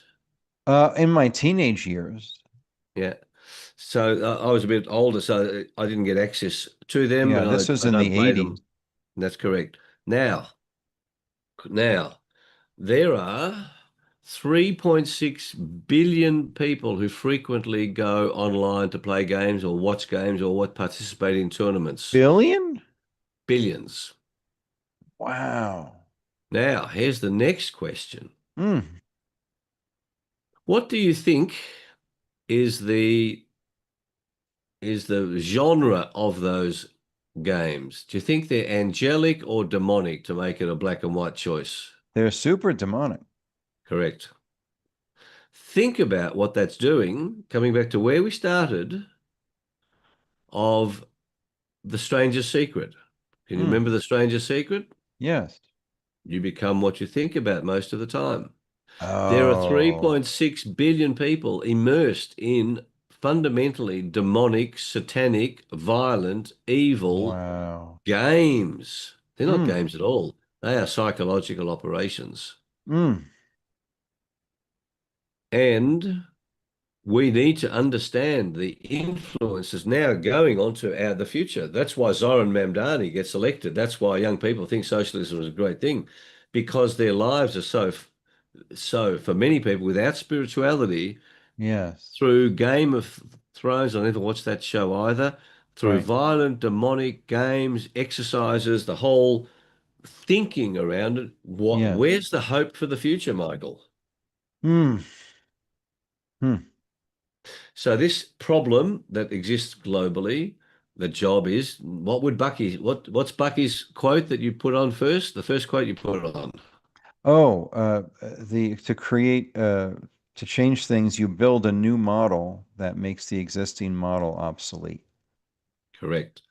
So the solution to it is to not ban people from games, but to Right? change the games. Oh, okay. Okay. Design new games. Julie, one of our viewers was talking about technology. Well, you can change the games by creating wonderful games that are inspiring, Mm-hmm. spiritual, angelic, Yes. nevertheless just as difficult, Right. and create hope for the future. Because Hmm. hopelessness is a shocking state to be in. It sure is. Viktor Frankl, in his book Man's Search for Meaning, when you're hopeless, you die. Yes. Hopeless. Yes. Or you say, and you look at these people who are on all these drugs, they go to the psychiatrists, they get all these drugs because they feel hopeless. They've been their whole influence, they've had no spiritual training at school. And I'm not talking about everybody, of course, Right. but this is the environment that we are in, and our Hmm. recognition of this then leads to this question: what do we do? And I'm working on various strategies to bring hope generating, love generating Hmm. competitions to the Hmm. global gaming platforms rather Oh, than the wow. opposite. Wow. Huh. That's amazing. So, uh, so you talk about in your teachings, Charles, the this idea of being a weirdo as being a very important thing for someone who is passionate and productive. So just tell us about this weirdo concept. Yes, it's the best way to think about it is this: we are born, we have a mind that is made up of two parts, a conscious mind and a subconscious mind. Yes. Our subconscious mind is a tape recorder, it's a video recorder. It records everything that's happened to us in life Hmm. from when we were in utero. And indeed, a good a good hypnotist will be able to hypnotize you, Michael, and Yes. you will recall what your mother said about you while you were inside her tummy. Hmm. So our subconscious mind traps everything that's happened to us. Now, the way that we interpret life is this: something I say something now when I'm talking to you, or you say Right. something to me, or any of your guests, Right. anyone watching, listening to this, they hear this consciously. Hmm. They then go looking for a response, which happens automatically. So Yes. if I say something with which they disagree, Right. based on their past collection of experiences in their subconscious mind, Hmm. they will say, I disagree with Charles, he's an idiot. Okay. Okay. But the next person sitting beside that first person says, I absolutely agree with what Charles is saying, he's a genius. And Hmm. two people have a debate whether I'm an idiot or a genius based upon what's in their subconscious minds. Hmm. Now, here's the question, Michael. Who on planet Earth has had the identical experiences in life as you? No one. Correct. Not one of the 8.4 billion people on Earth have had an identical experience to anybody Hmm. else on the planet. And therefore, the collection of experiences in the subconscious mind is unique. And rather than saying we're all unique, we've heard it too often, I get Yeah. people to write down to say, I am weird. And the response that I Oh. get from most people is, Huh. I am weird. Huh.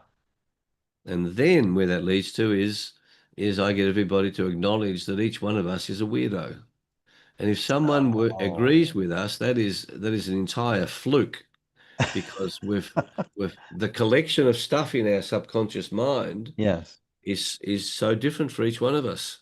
Hmm. And then I'd say, why did God make us that way? And I think it was for his own amusement.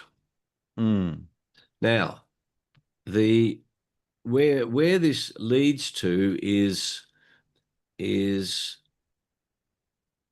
that when we accept that we're weirdos, it takes away the pressure of conformity.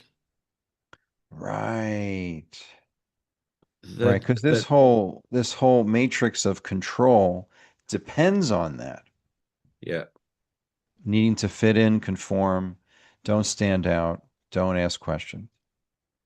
And that's deliberate because the hollowing out of the middle class from the elite's perspective is to Right, right, right. disempower us. If you conform, and Alan Weiss, wonderful professional speaker, strategist, Okay. based in Boston, Alan says the opposite of courage Right. is conformity. Oh, okay. Isn't that an interesting idea? Hmm. The opposite of courage is conformity. Hmm. And this desire to conform, which comes about from our genetic history, that no man is an island. We're all Right. connected, but it's been taken far too strongly in the conform, and that then disempowers us. And Hmm. so the principle is go along to get along. Yes. Now, I'll show you how powerful this subconscious mind is. Hmm. Two ways. Number one, anyone watching this, and I invite you, Mike, I'm going to trigger something in your subconscious mind now. Okay. I want you, and I'll trigger it, and you will drag up out of your subconscious mind Right. something that you probably haven't consciously paid attention to for decades. Okay. I want you to picture the first school you ever went to in your life. Okay. I got it. So when was the last time you consciously thought of that school? Quite Oh, some it's time been ago. years. It's been years. We have perfect memories, each one of us. We have imperfect recall. Okay. And if you are triggered, if I provoke a thought, you then go searching in what I call your swamp, your subconscious mind. And the Hmm. subconscious mind is like a swamp. There's not one swamp on planet Earth that is like any other, Hmm. teeming with life and complexity. And our subconscious mind is dealing with 40,000 ideas a second at any one time, 40,000 issues, where our conscious mind can only deal with between 5 and 9 for most people. Hmm. But subconscious mind is running our whole body. And then I come along and say something, or you say something to me, and it triggers a thought that comes up out of my magnificent subconscious mind. And my subconscious mind, as a weirdo, what has an impact on me, won't on another. The picture that you have in your mind of your first school comes Right. up. Now, Right. if I give you, Tony Robbins does this exercise. It's a very powerful exercise. I do it in my seminars. Sure. But if I take two common words, three common words, four common words: education, sex, religion, politics, and I get you to write down the first six words that immediately come when I say the word education. Not one person in a 3,000 room auditorium has the same six as another person. Right. Right. Right. And so even basic words, each one of us interprets in weird ways. Hmm. And so because of that, because of the unique experiences, and then let alone if there's reincarnation, let Hmm. alone cellular memory from our genetics, let Right. alone past life experiences, then you get to this space where you go, wow, imagine having someone agree with me. That is amazing. Hmm. That also then builds our courage to not conform, Hmm. to speak our truth. Because here's the next issue on health freedom, that health practitioners are absolutely, the goal of the system is to suppress thinkers like you, Hmm. to conform with what the pharmaceutical model wants you to be teaching. Hmm. Hmm. And so you say, well, okay, I don't want to lose my practice. If you're a doctor, I don't want to lose my practicing certificate by Yep. speaking truth. I don't want to speak out against the system because I don't want, I'm just getting very dry. I need a drink. Sure. Oh yeah, please go ahead. I don't want to put my income earning at risk by speaking truth. Hmm. Comedians do it. That's why I'm the chairman of the Institute of Comedy. That's why Yes. comedy is so relevant to freedom. Hmm. Comedy is the tip of the spear of free speech. Hmm. If we are Hmm. scared to speak as weirdos, if we are scared to speak our truth, we are not doing what Bucky says we're meant to be doing. We are not Right. doing what I say we're meant to be doing, which is to Right. be true to ourselves, to share our views. And as an individual, Bucky, and one of the quotes we talked about earlier, each one of us, individuals who change the world, who bring great progress to the planet. Hmm. This is very liberating. This is very liberating. And then the question of, I become what I think about most of the time. Right. You then say, well, I want, if you speak your truth, you will attract, as you have, Michael, in your courses, you will attract the people who are attracted to you because you're speaking your truth. Hmm. If you're just an act, not speaking the truth, Right. you might say those words to attract people to you, but you're way out of integrity. And Bucky, there's another great quote on integrity. See if you can bring it up. Quotes by Buckminster Fuller on integrity. He said integrity is the essence of everything successful. Oh. Integrity is the essence of everything successful, or words to that Hmm. effect. Yeah, here it is. Yep. Here's I've got three Bucky quotes. That's one of them. And wow, that's excellent. Look at that. If humanity does not opt for integrity, we are through completely. Now, Hmm. it is absolutely touch and go. Each one of us could make the difference. Now, Hmm. what is integrity? It's different to honesty. Integrity is walking your talk.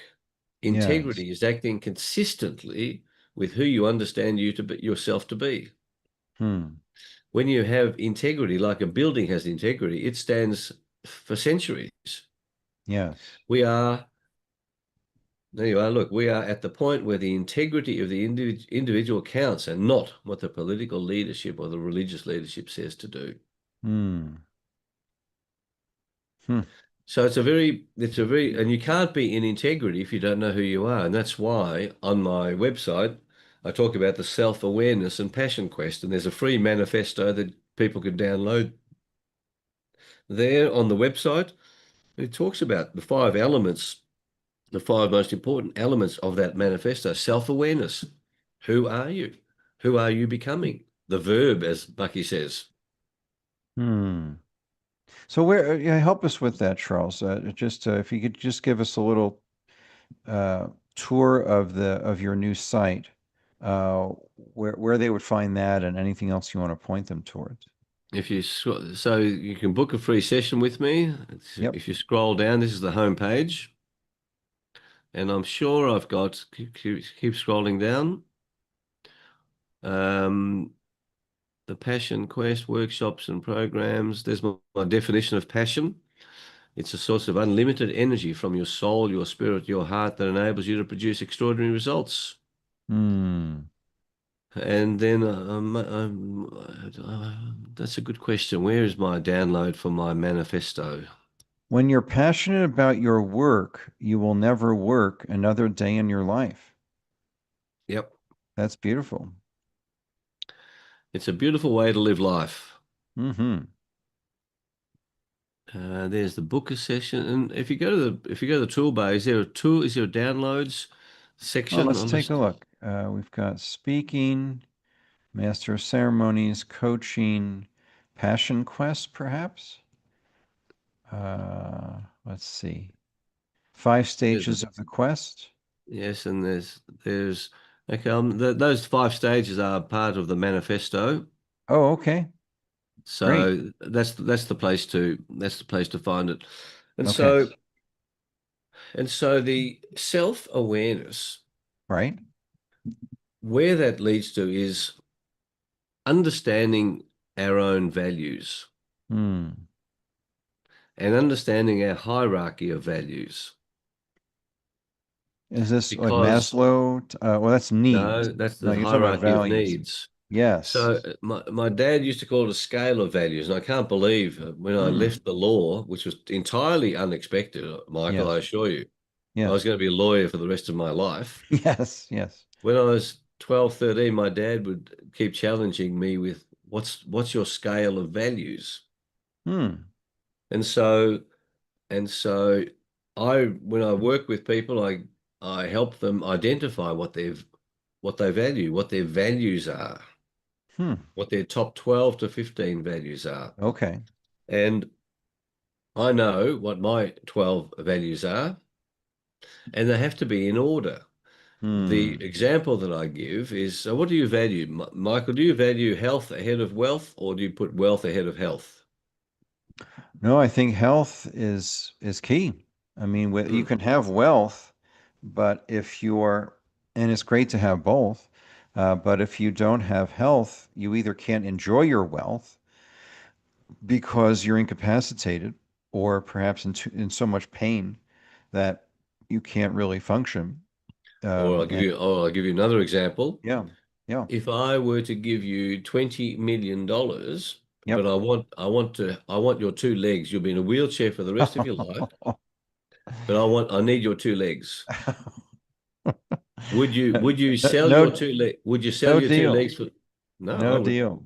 No, no deal. Now, here's the point, and this is where self-awareness comes. Yes, When I say to people in my audiences, what's more important, health or wealth? right. 95% of people say health is Okay. more important. However, the evidence is that overwhelmingly people sacrifice their health for wealth. Okay. And so in their scale of values, they say that health is more important than wealth, but what they do, Ralph Waldo Emerson beautifully put it. He said, who you are speaks so loudly, I can't hear what you say. Hmm. And so people, and I already talked about it, more than 50% of Australians and Americans are overweight or obese. Yes. People put their wealth ahead of health. People put Yes. survival money, earning money ahead of their health. People Right. put comfort, Michael, ahead of discipline. Right. Oh, for You see, sure. that's a value. Discipline is a For value. sure. Hard work is a value. Comfort is a value. Yes. Ease is a value. Right. And So, Charles, there have been instances. I mean, I'm thinking of Michelangelo painting the Sistine Chapel, his last great work. He went blind in the effort, lying on his back for years, painting at short distance. There are some folks who are obsessed, and that I'm saying I don't think that's necessarily a bad thing, but they're obsessed with the thing they're going for, the thing they're trying to create. That other things, it's what the guy talks about in the one the one thing book, where he says mhm. if you're eh, eh, nobody who's accomplished anything great has um, has not been had some degree of obsession with that thing, that they just pour their passion, their energy, at the exclusion of other things that are good, but to get that special achievement, other things had to go, at least for a time, at least for a season, that so that as a friend of mine put it, but putting aside good things for a better aim or a better good or a better end. And sometimes that means, your health diminishes or you're not in tip-top shape, so that your single focus, that laser focus on that worthy greater thing can come to pass. Where does that fit in here, Charles? It fits in beautifully because at the end of the day, Michael, we're all going to die. Right. Right. What's the point of of saving your life when you're Hmm. going to die anyway? Why not sacrifice your life in Hmm. producing the one thing? What's the Yeah. downside of that? Yes. Right. I see Yeah, no Bernie, I downside. I interviewed Bernie Siegel, who's an author, physician, surgeon, retired, and he said he doesn't want to burn out. He wants to be burned up, like fully used in service to life. That's it. Me too. At the end of his life, I don't want to burn out where I'm just exhausted, I can't do anything, but I want at the end of my life be completely, fully used and burned up in service to that universe or the. So there is no, I think it's a flawed decision to say, I'm going to not do what I want to do because I want to protect my life. Hmm. That's a flawed decision. Hmm. Now you can make that decision because you're a weirdo, but I think Yeah. it's a flawed decision in terms of Right. creating of truly embracing this gift that we have. And to give you an Right. idea of that, Yes. Michael, there's a wonderful, so I'm plan, here's my plan. I was born in 1952. Oh well. I got my law degree in 1973. This year, it's now 52 years since I got my law degree. Oh. I'm planning on working for another 52 years till I'm 125. Wow. That's amazing. That's my plan. Hmm. It's an And the amazing principle plan. that I apply is live today, live today as if I'm going to die tomorrow, Hmm. but plan as if I'm going to live forever. Oh. Wait, one more time on that, Charles.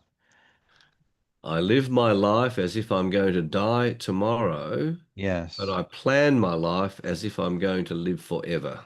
Oh, wow. That's profound. That is profound. And Hmm. so I consider retirement to be an unnatural act. Nothing Oh. in nature retires. And to come back, Huh. because I know we're getting to the 2 hour mark, and Yeah, yeah, yeah. Bucky, the last month of his life, Hmm. when he was 86 years of age, he was born in Hmm. 1895 or Yes, 96. that's right. I thought it was 1896, but it doesn't matter. 1895. The last month of his life in June of 1983, he died on about the 4th of July, Hmm. 1983. The last month of his life, Michael, he crisscrossed the Atlantic 5 times to give speeches. Really? Okay. Wow. In Huh. like he and his life, and he died. He designed his life and he designed his death because when he came back, he was visiting his wife who was in hospital, unwell, going to be Hmm. dying, and this was a man like he was full on, okay, and then he came to the Wow. hospital and put his head, on her tummy, and they found him with his head on her, and he died, and she died a few days later. Oh, wow. Oh, Just, you know, oh. Mm, big story. So mm, that's the way. mm, That's Bernie. That time, but Bucky mm. wasn't unwell. He was operating at absolute top level, and then he didn't want to live without his wife. He didn't commit Oh, suicide. right. He's just burned Yes. up, burned up. Yes. Yes. So Wow. anyway, every time I tell, if now I understand what method actors do. They have this emotional thing that how do you make yourself cry? Well, you just think of a Mm, particular situation. Now that's the right. subconscious mind in action, isn't it? Huh. Huh. Wow. Trigger it, That's you a, create this emotion, you bring back this emotion immediately, as people mm, do when they're and Memorial Day when they're celebrating, the sacrifice of yes. the military, and then they think of family members that they've lost. Yes. Yep. Indeed. Yeah. We had a little Memorial Day tribute last week in last week's Mm. show. So I want to wrap up a couple of things that I want to tie some things together, just so folks have you covered so much material here. Thank you. So all these links are in the chat, but on his principle of precession, there's a couple of articles about it that I could just quickly find. There might be better ones, and then you also find the Bucky quotes. They're amazing. And then you also find in the chat the link to The Strangest Secret with commentary from Mark Victor Hansen, the version that you recommended. Yeah. And then you have charlescovest.com. We have the link for that as well. And this is one of Charles's books, Passionate People Produce, as well as Passionate Performance. We have all of that for you. And then wanted to ask you, Charles, Bucky was prolific. He wrote many books. Are there any, would there be one that you would suggest Yes, come starting with? just scroll down again. Critical Path. Critical Path, okay. That was the last book that he wrote, which was really the essence of his Oh, here it reading. is. There it is. Okay, It okay. is magnificent. I have it here. I have three copies on my bookshelf, Wow. and it is profound. Wonderful. There's a wonderful chapter 3 called Legally Piggly, Hmm. and he explores in chapter 3, what's the purpose of lawyers? And he said the purpose of lawyers is to keep the elite in control. Oh, wow. Well, now, wait, now hold on then. Had you already left the legal career when you came across that quote, or did Yes. that inspire you? No, Uh, no, I certainly, it was after I left my legal career. okay, so it Um, reinforced that you had done the right thing. yes, Well, it I'll tell did. you something, Charles. In the U.S., we have about 4% of the world's population. We have 75% of the world's lawyers. And you have It's 4% of the world's crazy. population, and I think 50% of the consumption of pharmaceutical products. It is. Yeah, that's correct. That's correct. So I'm going to just go through these are all links in the chat. These are things that Charles had mentioned. We have Dan Kennedy quotes, lots of them here. More Dan Kennedy quotes, top 30 quotes from Dan Kennedy. You'll also find foreverfreedommovement.com, Charles's organization to help children. And then we have this guy. I want to make sure this is the right guy, Alan Weiss, Yes, who you had superstar, mentioned. Yeah. superstar. So thanks for letting me know about him. And he's quite an accomplished guy. And then we have your one of your organizations, Doctors for COVID Ethics, I had the honor of sharing some time with your group No, not so no, long ago. it's medical doctors for COVID Ethics International. So Doctors for Oh, COVID Ethics sorry, was sorry. started by Stephen Frost. It's medical Oh, doctors, and sorry. the best place to go to get that is I'll put it into the chat where all of the recordings of the events happen, which Okay. is it's a Rumble channel, Oh, okay. and I'll put that into the chat. And all of Thank you. the some 500 recordings can be Mm, found at that website, both of the hmm. Charles Kovess show, where I interviewed you some months ago, Yes. and also your presentation to medical doctors for COVID Ethics International. Thank you. Yeah, that was a great conversation. Oh, thank you. That's wonderful. I'm just going to make that a live link, and so folks can just click on it. Here it is. Okay, there it is. Okay, great.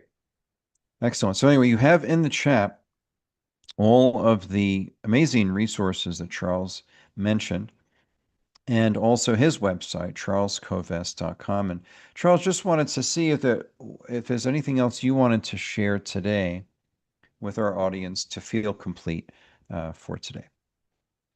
Yes, I think that what we haven't talked about that we can't unpack it because that's a whole new conversation Okay. is to understand gratitude. I'm grateful to you, Mm, Michael, to be able to speak with you. I'm grateful to have met you. I'm grateful for same what here. is on in my life. And when we live in gratitude, we appreciate this gift of life. So we're not going to waste it by sitting, not doing what we're meant to be Yeah. doing. Yes. So As I like gratitude, to say, our attitude of gratitude determines our altitude. that is beautifully put. And if we focus on what we're grateful for, rather than coming back to where we started, that you become what you think about most of the time, Yes. Yes. rather than thinking about what you don't have, if you're grateful, if you focus on being grateful for what we do have, then Yes. life transforms. Hmm. Hmm.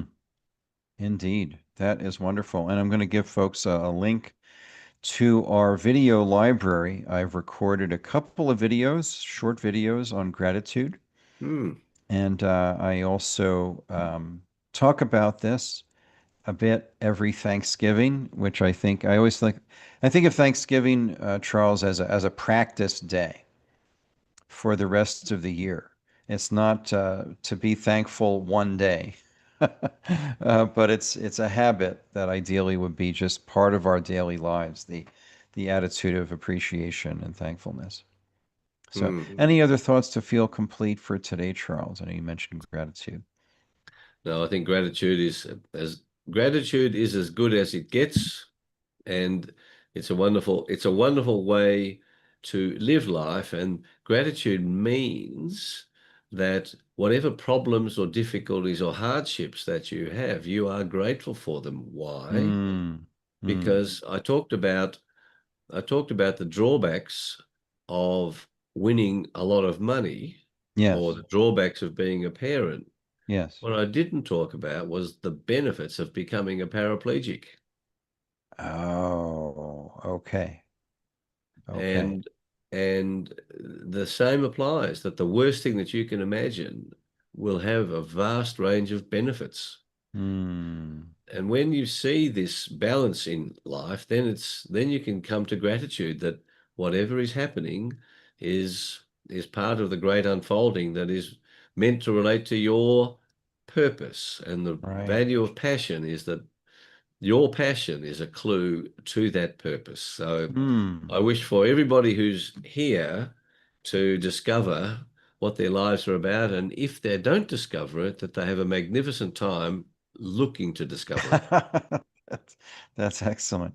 And Charles, just remind us how folks can work with you, connect with you, benefit from your remarkable work and teachings. I have the website here. If there's, just to show folks how they can connect with you and your work. Well, I love doing one-on-one coaching, one-on-one Hmm. executive coaching, or I'll travel anywhere in the world to speak at conferences Hmm. or to run 1 and 2 and 3 day team building programs, because when you create a team united around a common cause, it is Yes. remarkable what human beings are capable of achieving. And that's what companies need, that's what organizations need, and that's Hmm. what I do. So either speeches, workshops, or executive coaching. And Hmm. executive coaching I do all around the world online. Hmm. So that works very well. And as I say, I'll happily travel anywhere in the world to speak. Maybe not to Iran, but maybe I would. Sure. There you go. And then also we have the Charles Kovess Show, which I was honored to be on recently. You've got a whole page on that, and with the complete archive, and it's found everywhere podcasts are found. So that's that. So charleskovess.com, folks. Very wonderful place to go. The And last one thing I would add, Michael, is that please, in Hungarian, the yes. word my surname Koves means follow me. Really? Oh, that's beautiful. How That's about that? beautiful. I love that. I love that. Well, that was one of Jesus' teachings. He said to follow me, Hmm. and it's a beautiful path. So, Charles Gomez, thank you. You are a great light in the world, a great blessing to many, and we are very thankful for your passionate expression of your purpose to the benefit of humanity. Thank you, Michael. Wonderful to be with you. Thank you for this wonderful opportunity to spend time with you. Yeah, thanks for being here with us, Charles. Many blessings to you and your family. Thank you. All right. Excellent. Wow, I'm going to be digesting that massive download of wisdom for some time, and I'm sure you will too. So, thank you, folks, for being with us today and being with the great Charles Kovess, coming to us in the middle of the night from Australia to share some of the most important life lessons that has been shared in our more than 6 years on this show.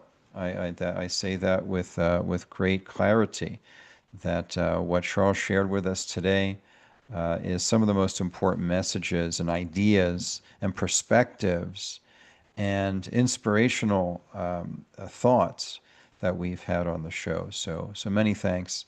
And just a look ahead, we have a remarkable slate of other guests of great caliber, as Charles has been. And just a reminder to folks who need it, please share the show page with your friends.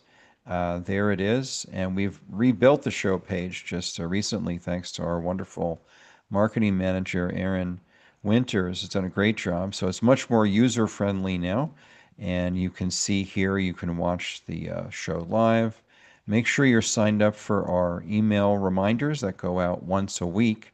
Let me put this on the watch page as well, because we have a bunch of folks there as well.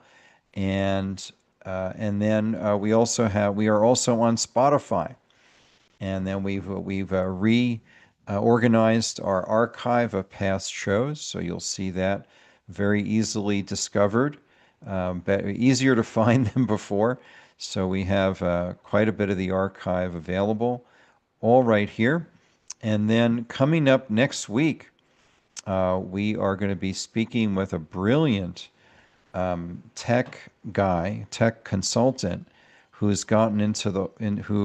found himself deeply involved in the vaccine area and has come up with a very interesting theory, which I haven't seen before. He was recommended to us, as you might recall, from Dr. Peter McCullough, who was on the show for his second appearance recently.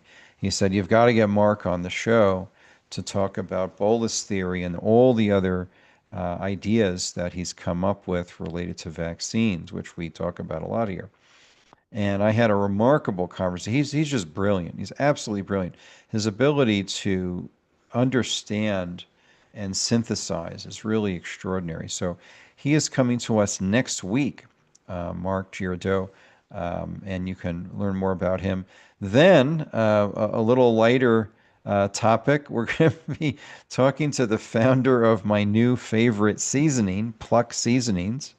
Great way to get grass-fed organ meats into your diet. We're going to be talking about that. And solutions to the infertility crisis. Charles alluded today, something I'm very concerned about. And he is doing his part with his 5 kids. And to address this, really astounding and not in a good way, decline in birth rate in Western countries. There's several reasons for that, but that's a real issue. Followed by Alex Mayer. She is the brilliant president of the Free Now Foundation. She's going to be talking to us about Real ID, weaponized architecture for surveillance, technocracy, and health freedom. And it just goes on from there. And really looking forward to our 250th Happy Birthday America show on July 6th, putting together some great guests for that. And it goes on from there. So really delighted to have amazing people on the show, just like Charles Govetz, one of my favorite people on the show today. And wow, what an inspiration. So anyway, thanks everybody, and many thanks to those who've been supporting the show with a one-time or recurring monthly contribution. You can also support the show by taking one of our courses. We have new courses every month. We have 68 courses now in the school. And all of those course purchases helps you and those you care about to use holistic health to improve the quality of your life. And then also, you can also support the show by scheduling a consultation for yourself or someone you care about through the clinic to use natural functional medicine and Chinese medicine to improve your well-being, address any health issues, but also to stay well if you are in a good state of vitality and well-being. So you'll find all that at michaelgaeta.com. So thanks everybody for being with us. Thanks for being with us on the show. If you're in Colorado, or if you just want to fly in, come see us on Wednesday for the house concert with Cassandra Kubinski at CassandraKubinski.com. And please dive in to Charles Govetz's work. It's profound, as you saw today. And there's a lot more where that came from in his books and teachings and workshops and one-on-one work as well. So blessings to you and yours. Thanks everybody for being here today. And